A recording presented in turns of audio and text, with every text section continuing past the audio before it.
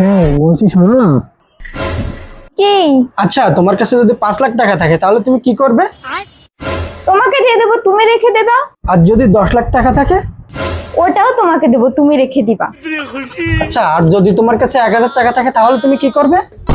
এ ওটার দিকে মোটে চোখ দিবা না, ওটা আমার শাড়ি কিনা টাকা, যেখান থেকে এনেছো সেখানে রেখে দাও। দাও। বাবু, তোমার কি শরীর খারাপ? 103 ডিগ্রি জ্বর। এই নাও বাংলাদেশের পারমাণবিক বোমা, 1 ডোজে তেল চর্বি পরিষ্কার।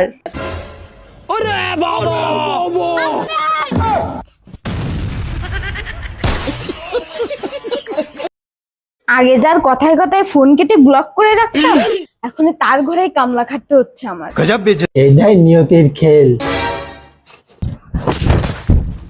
রাগ করলা?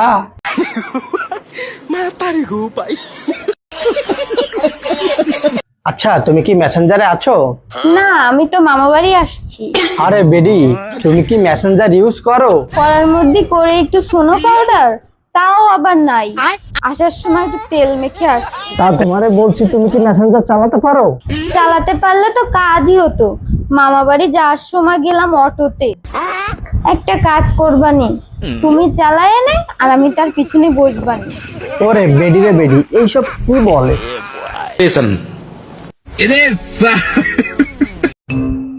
আচ্ছা শোনো না গো, তুমি আমার সোনার মালাটা দেখেছো? না, দেখিনি তো। দেখবে কি করে, কিনে দিয়েছো যে দেখবে? আচ্ছা, ওসব ছাড়ো তো, আমি বাজারে যাব। তুমি কি আমার বাইকের চাবি দেখেছো? না, দেখিনি তো। দেখবে কোথা থেকে? তোমার বাপ কি আমাকে বিয়েতে বাইক দিছিল যে তুমি দেখবে? कौन है ये लोग? কি গো, আমি রেডি হয়ে গেছি, বাজারে যাচ্ছি। তোমার জন্য কিছু আনতে হবে? যদি পারো আমার জন্য একটু সুখ কিনে নিয়ে এসো, আর যদি পারো আমার জন্য একটু শান্তি কিনে নিয়ে এসো, যদি পারো আর একটু ঘুম নিয়ে এসো। থাক, বুঝে গেছি। হাফ আনতে হবে না ফুল আনতে হবে? আরে হাফ আনলেই হবে।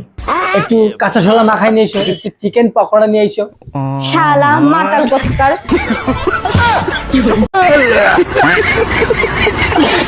বিয়ের পরে এই প্রথম আমারে মার্কেটে নিয়ে যাচ্ছে।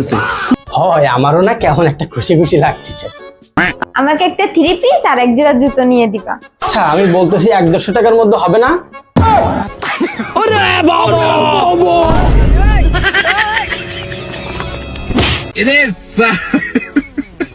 কোনো সাধারণ মেয়ে নয়। সরি আপা। নিজের ইচ্ছায় ধাক্কা দিয়ে আবার সরি বলিস? আমরা খুলনার ছেলে আপা, আমাদের শিরায় শিরায় লুচ্চামি, মাথায় চেক কর।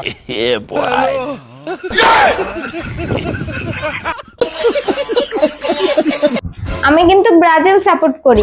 তোমারে একটা কথা স্পষ্ট বলে রাখি, আমার সংসারে থেকে ব্রাজিলের সাপোর্ট করা যাবে না। তুমি বললে হবে আমার বাপ দাদা 14 গোষ্ঠী ব্রাজিল। বুঝছি, আমার মুখের কথায় কাজ হবে না, কিস্তি আমাকে তুলতেই হবে। কেন কিস্তি তুলবা কেন?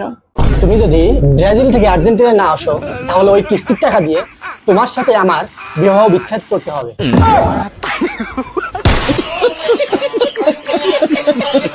স্বামী স্ত্রীর ভিতর তো ঝগড়া লাগবেই, তাই বলে কি মুখ ভার করে বসে থাকতে হবে? এসে মাপ চাইলে তো সবকিছু মিটমাট হয়ে যায়।